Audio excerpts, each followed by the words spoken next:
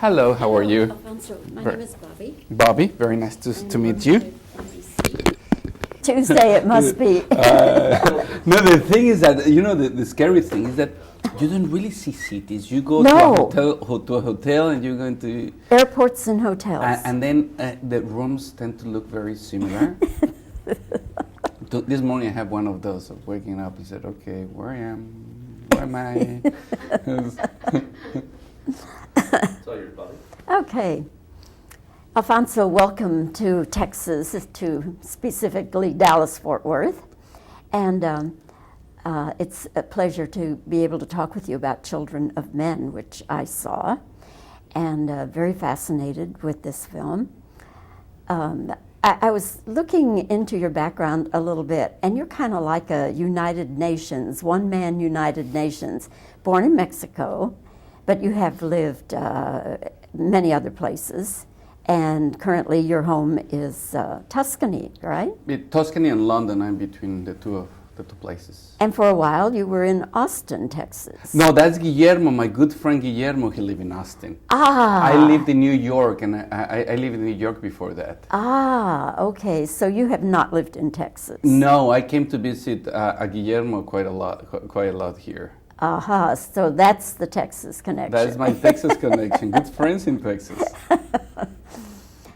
Children of Men. If we just take a brief sketch of it, it's 2027, right? Mm-hmm. 2027. And the world is in danger of becoming extinct because of infertility problems. Now, there's much more going on than just that. So talk a little bit about what else is going on. Well, the thing is, for me, the infertility premise, for me, is more a metaphor. For me, the infertility is a metaphor for the fading sense of hope that I feel humanity has today, and also for the lack of regard and respect for the next generation that we have nowadays. The generation to come, the future of our humanity. So rather than doing a science fiction movie about the future, it's set in the future, but thematically, what you witness throughout the film is the present. We try to do an adventure, to create an adventure that goes through the state of things, through the situation that humanity is living today, in 2006. And the intention is that after you go through this adventure, that you go through grim situations at some point, is for audiences to choose if there's room for hope after what you witness. And the important thing for me is later on at their homes is for audiences to ponder what to do with that hope. So it is, in a sense, a wake-up call, isn't it? It's a wake-up call, but not a cautionary tale, in the sense that I don't think we have time for caution anymore. In the 70s, that was very cool to do cautionary tales. Now there's only time for transformation. And in that sense, I do believe that hope can be an amazing springboard for transformation, because we need to find new solutions to our problems now. You directed the third Harry Potter. So any parallels for you as a director between those two? I still have the same agent. And a good one. He's good. He's done well. He's amazing. Yeah, he's a good friend. But no, for me it's hard to tell because I'm too close to the forest. And every time I make a choice to make a movie, it's based just upon what it's a need, what you feel that you have to do. So I can see similarities, say, between Y tu mamá también and Children of Men. Y tu mamá también, Children of Men, actually, I was supposed to do right after Y tu mamá también. Didn't happen, and then Harry Potter came through. And I'm so thankful that happened, because it was the best 2 years of my life. But now that you ask me, I think that in a way, even Azkaban is similar, in the sense that it's a dark journey into hope. Because in some way, Harry Potter goes through a very dark journey. He goes through a very dark adventure. But at the end, also, Harry kind of connects with his own sense of hope. You have Julianne Moore in this movie, but it's not a long appearance. It's a rather brief appearance. Now, I'm wondering how you got up your courage to offer her a role that brief when she's such a big, big star. Or just by being a little irresponsible about the whole thing. It's just, I love Julianne Moore. I always wanted to work with Julianne Moore, and it's one of those things that you just try to see if it would happen. And the great thing is that Julianne understood what the film was about. You know, I think that the film deals with a lot of concern, it deals with concerns that are present in a lot of people, particularly if you have children. And she understood exactly the movie we were trying to do. She understood that this was not, because yes, in a way it's an action film, more a chase movie than a science fiction movie. But she understood that it was about things, about issues, about the situation we're living today. And in that regard, I find that the film is an action film that is very women's friendly, in the sense that it's not a cynical film. It can be intense, but it's not cynical. The hero never takes a gun. The hero never does acts of violence. I think that the whole thing is an intensity around people who's trying to nurture other people. So, and I think that's one of the reasons Julianne connected with the film. So you just decided to take a chance, and it worked. It worked, but it worked with Michael Caine as well. That was my dream. That was my dream, to work with Michael Caine. Ever since we wrote the screenplay in 2002, we finished writing the first draft. We used to call the Michael Caine character to this guy, and I was just so thrilled when Michael accepted to do that. The best thing is that when I met Michael, I met him in this private club in London, and I was so nervous. I was meeting with Sir Michael Caine. And suddenly he just starts talking about the friendship he had with John Lennon. And I was very impressed, and he kept on telling adventures and stuff, and I was saying, he's just bragging about the cool people he met in his life. And then, right when I'm thinking that, he says, the reason I'm telling you this about Lennon, he said John, because they were friends. The reason I'm telling you this about John is because I want to play this character as an older Lennon. And that's what he did. Even the tone of his voice, and the nasal quality of his voice, the cadence of his voice is just like John Lennon. And the beautiful thing is that when we were doing wardrobe test, we were at his place, and he gets all the wardrobe together, and the beard and long hair.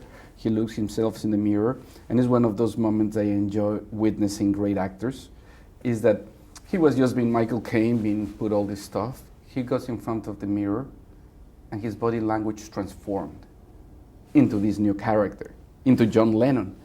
And in that moment, his wife walks into the room, goes next to him, looks around, and asks everybody, have you seen my husband? And it's when he starts laughing and said, okay, this is the way I'm going to play it. Not even my wife recognized me. And I think he was brilliant, because also he's in the film, he's some sort of oasis, you know, in which is a place that you feel safe. Because you feel safe with Michael Caine. I tell you, I would watch Michael Caine do anything, reading the Yellow Pages, whatever he wants to do. He's one of my favorites. You never seen Sir Michael Caine asking Clive Owen or anybody, pull my finger. Is what he does. He has pull my finger in the film. You never watched it. You never seen Sir Michael Caine doing that before. No. Talk to me a little bit about this thing you call the contraption, which has allowed you to take 360 degrees with the camera inside an automobile with the actors there, and we never see a lens, a rigging, or anything. Now, you invented that, I understand. Well, more than me, I cannot take the credit, because it was Emanuel Lubezki, the director of photography, who won the Venice Film Festival with this film this year. In which I wanted to do this whole chase scene, this ambush in a car, and that turns into a whole chase scene with motorcycles and police and stuff. I wanted to do it just in one single shot with the camera always inside the car. But the camera had to go 360 degrees and go into different positions inside the car. And I was told that it was impossible. There was no solution. All the experts got together in a table and said, well, there's no way of doing this. Then I thought, okay, because I was fresh from Harry Potter, and says, no, I know how to do it. It's with visual effects, a green screen, a blue screen. And it's when Emmanuel Lubezki said, I refuse to do it blue screen. If the whole point of this film is to do something that's very realistic, we cannot bring a digital environment into the equation. And then he had to invent new technology in order to do it for real. And it was just a machinery that allow us to have the camera in any single position we wanted inside that car. The complication was actually the shooting of the scene that is an action scene, and you're doing it in just one shot, and the car is in constant motion. So every single point is relative to your motion. So it was like a little bit of a nightmare of logistics, of coordination between the stunts and the special effects. It was kind of complicated. It was not a cutaway car? You didn't cut the front end of the car off? We did so much stuff with that thing. Now, Emmanuel Lubezki made me promise that I was not going to reveal how we did it until after the film was released, because the whole point of doing these very long shots is not for the showy aspect of them. In a movie like this, you do those shots because the theory is that you're trying to create a moment of truthfulness, a moment that really exists, in which the camera happens to be there just to witness, to register that moment. And Emmanuel Lubezki says, in the moment that you start telling people how we created that moment, then the moment goes away. The truthfulness of the moment goes away. But all I can tell you is that it was a very interesting. It was eventually, I think, in the DVD is going to come all the solution of how we did it. But yeah, involved. I can tell you that involved actors having to duck, involve a camera car who had two drivers, one heading in one direction, one heading in the other direction, like Dr. Dolittle. Remember that animal with two heads, like something like that, and in which the car has to part at some point. Okay. But the magic of it is that then the camera actually goes outside the car, and you see the car from the outside. That's how the shot ends. It's absolutely fascinating. I will see the movie again, and I will watch even closer than I did. Well, I think even more complicated was how to shoot the birth of a baby, in which you see a woman walking into one room, getting into a mattress, and in the same shot, you see pretty much in between the legs a baby coming out, a just born baby coming out and being delivered by Clive Owen. Everything in the same shot. So that was a little bit more complicated because you have to plan it 9 months ahead. So you hired someone who was going to have a baby in 9 months. Well, but you see that is our leading lady is having that baby, so she had to get pregnant. It wasn't a double? No, it was a real, and Clive Owen will deliver the whole thing. That is an awesome part of the film. Yes. Yeah, the idea was that to do again, so you don't question the moment. No cuts, and you see the whole thing from beginning to end. They walk into this room, and they deliver the baby. I can only tell you that everybody involved, they did an amazing job. Even the dad that I never met. Alfonso, I think I've overstayed my time, but I've enjoyed every minute of it. Bobbie, thank you so much. And congratulations to you on Children of Men, and I hope it does really, really well for you. Thank you very much. And come back and see us when you I love your to next come back, film. but have more time to spend here. Thank you very much. Thank you. Have you interviewed Guillermo del Toro?